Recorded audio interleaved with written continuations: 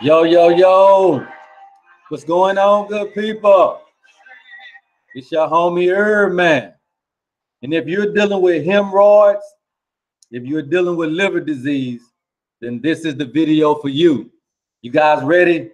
Stay tuned. Let's go. All right. This is a brand new episode of Herb of the Day. And we got a great new hot topic, great new hot herb for you guys. Again, if you're dealing with hemorrhoids, if you're dealing with liver disease, you may want to hit that subscription button because you have just entered the #1 station for herbal education. And without further ado, let's go ahead and swap this screen around here and let's get right into it. Hope you guys are having a good day today. All right. Let me know exactly when you guys are able to see the screen here. All right, again, you're rocking with the best, man. I'm your host, HerbMan, and thank all of you guys for continuing to tune in to the Herb of the Day show. And we're going to get right into this particular herb. Like I said, if you know anybody dealing with liver disease or hemorrhoids, or another name for it is piles, then black root is going to be definitely an herb for you. Okay, so the name of the herb is black root. Okay. The origins of this particular herb is Europe and Western Asia. All right. Now, this herb is a particular annual or a biennial root, meaning that it could go between either. OK, it could be considered an annual or biennial, all depending on where it's growing and what the soil and the climate is like. OK, now, normally this particular root is going to be well in cold climate, okay, and it reaches the height of about 15 centimeters. All right, and you can see here where it has the black color and the black texture and everything. So again, when you have herbs that have these black complexions, these very dark colors, then you know it has very, very good tonic. It's very good for tonics and very good for the digestive system. As soon as you see color, then automatically know it's going to be a good for tonic, okay, for the blood and for the digestive system. All right, now let's get right into some of the historical understandings of black radish. All right, so the common name for it goes by black radish, and the scientific name for this particular herb is Raphanus sativus, okay, Raphanus sativus. And the parts that are normally used here are going to be the roots. However, it's been known to be used the whole plant. I mean, you can use the leaves, you can use the bark, you know, you can pretty much use everything, but normally, mostly for medicinal uses, you're going to be using the root, okay? Now, what are some of the actions that black radish gives us here? Now, it says that it has a cholagogue action, and we know that that's going to promote bile flow throughout the digestive tract, okay? So it's going to be good for that. It also, too, is good for digestion just by itself, as you can see there. And so it has that digestive action. So it has everything to do with the gut, okay, gut health. And it also has a hepatic action, which means not only does it inspire and help the digestive system and the intestines, it also does a good work for the liver as well. And so that's another reason why you may want to go down the road of looking at black radish. Okay, now what are some of the historical uses of black radish? We see off the rip that it's going to be used for indigestion, and again, because all of its actions so far have been geared for the digestive system. Okay, so if you're dealing with indigestion, black radish may be something for you. Now, I know I'm saying black radish, but this really is the radish family. If you can find it in the dark color, then you got black radish, but I know normally sometimes you may see a little red or something like that. But radish also too historically has been known to increase bile production in liver disorders. So if you having some type of liver disease or liver disorder, you may want to look at radish tonic or radish juice, okay?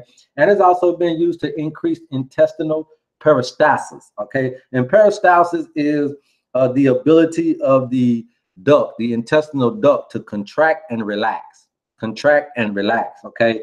And so when you're drinking radish juice or when you're taking radish root, what happens is it increases that particular exercise of that bile duct. It increases its ability to contract and relax, which really bodes well for bile flow. Okay, it makes your bile flow the way that it should. And it's also been used in Dyskinesias. Okay, Dyskinesias, and pretty much this is the shakes. So if you know people who are dealing with like Parkinson's disease, this is all going to be a part of that whole episode. And so a lot of times you'll see people shaking in their arms, legs, and head and things of that nature. Well, it's called Dyskinesias, okay? And like I said, it's going to be a part of what happens to someone when it overall results in Parkinson's disease. So again, if you're having anybody dealing with that, maybe they need to look into radish or radish juice or the radish herb itself. All right, now it's also been used for the gallbladder disorders, okay? And that's going to be always a good thing there to clean out that gallbladder. So we know that there are a few things that we definitely want to know. Okay, you got the liver and you got the gallbladder. Those two are together. When you do the liver, you definitely want to clean out your gallbladder. It's the same way with the kidneys. When you're doing your kidneys, you definitely want to have something for your adrenals, okay?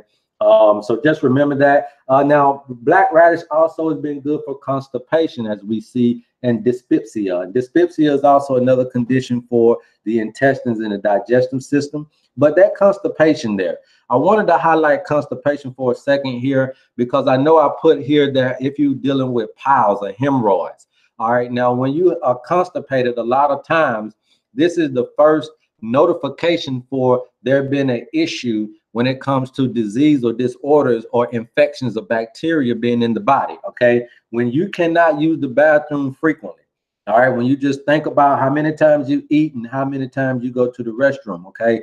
Constipation is the first sign for buildup, and buildup is the first sign that things are going to be going wrong, disease, because why? You're not flushing your body like you're consuming. So it needs to be a steady flow of consuming and exerting of the food and the energy, okay? A lot of times what we're doing is we're eating, and the body is storing up this particular food, but it's not utilizing, not converting into energy, because we're just simply not doing enough activity, okay? So constipation is one of the biggest signs for disease or bacteria disorder. If you're not using the restroom properly, then this is going to be your biggest key to maintaining health or to starting your health, okay? So constipation, it starts with that, and then you start pushing, and next thing you know, you got hemorrhoids, or what they call medically piles, okay? So this tonic is going to be very, very good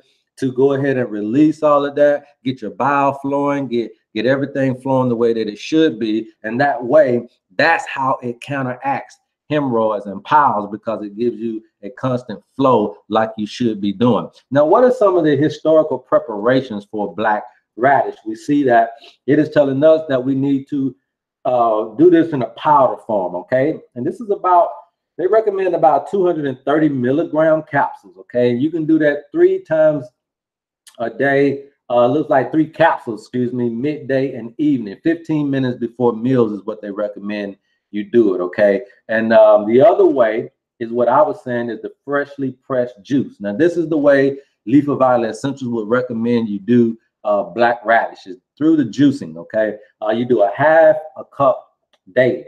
And if it's too pungent, then you can kind of combine it with some slippery elm. And slippery elm also is a herb that has a lot of mucilage in it. So it's also going to help coat the digestive system and the intestinal system. So with that coating, it'll kind of help it. So, you know, sometimes when things have a pungent taste or citric acid taste, it also too does the same thing in the intestines. And if you don't have a good coating on your intestines, some acidic things can eat away at the intestinal lining. Okay, so it's always very good to know particular herbs to combine things with that may be too acidic or maybe too pungent or too bitter, so that you can combine it with the right things and allow the body to get the synergy out of 2 or 3 different herbs together that works well together to bring about the overall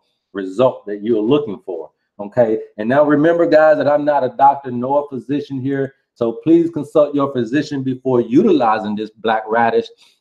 But you can pretty much find this at your local supermarkets and things of that nature. If not, then I'm pretty sure you can find this online. Here are a few different pictures here of black radish, how it kind of grows out of the ground, and kind of the texture of it. As you can see, as soon as you bust it open, it's beautiful white mesh that's inside of it. And so this is going to be very good. Now, for a side note for this, black radish has been known to be very good at stopping the growth of cancerous cells in the breast and stomach cancer. Now, the thing with this is that in any other cancerous situation, I mean, when we're talking about pancreatic, kidney, brain, and lung, it doesn't do that well. Matter of fact, it almost increases the growth of tumors. So you want to be very careful with this if you're dealing with breast or stomach cancer. But you may want to look into radish for stopping the growth of those things if you're dealing with breast and stomach cancer. Again, there's a lot of other things that it's been known to do too, as well as if you're dealing with dry skin or skin rash or cracked skin, then it's been known to help that out. And the reason why it's going to help skin and acne and pimples and things of that nature out, because I'm telling you guys, if you're dealing with any kind of skin issues or skin disorders, if you having eczema, you having pimples or acne, all kinds of things growing on your skin, bacteria growing on your skin, the number one thing you're going to have to do is detox that liver. Okay, so for this radish being a hepatic that we saw in the previous slides, then you're going to know that it's going to clean out the liver, which then is going to subside your skin issues. Okay, also too, this helps in reducing high blood pressure as well. It's also, like I said again, it got vitamin C, folic acid, just a slew of different things, as well as hair conditions like dandruff and hair fallout. Also, it's been known to help remedy those types of things too. So again, this is a super duper herb for you guys to use, but we recommend that the most effective way for black radish is going to be for your hemorrhoids. Okay, you definitely want to take this for your hemorrhoids and your liver diseases, and you want to do your research on this, because again, you may be dealing with, or you may be taking medications, and if you're taking medications, this may have some effects on that. Well, put it like this: herbs never affect medication, but medication does affect the herb. So let's say you're on ginseng or something like that, right?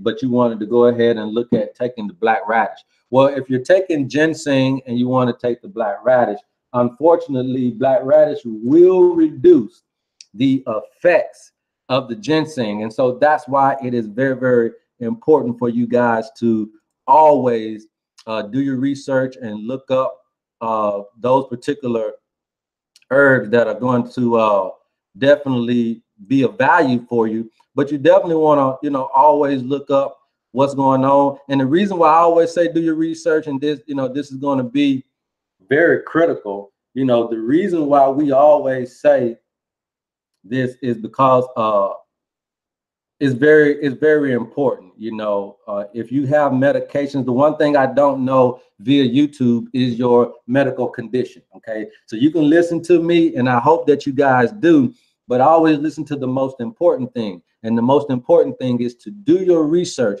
before putting anything into your body. Okay, guys, that's going to be so important for us to do that. We just got to figure it out. We got to figure out how to get around some of these things, and how we can, better help ourselves learn herbs, and also to learn the medications that we're on. I always say here, this thing here, if you want treatments, then medications is your way to go. If you're looking for cures, then herbs, I suggest herbs should be your way to go. Okay, so this has been your episode of Herb of the Day, man. I sure appreciate you guys. I love all of you guys. If you're new to the channel, please hit that subscription button, and please hit that notification bell so that you never ever miss another daily episode of Herb of the Day, man. We love you, and there's absolutely nothing you can do about it. And until next time, I'm your homie, Peace.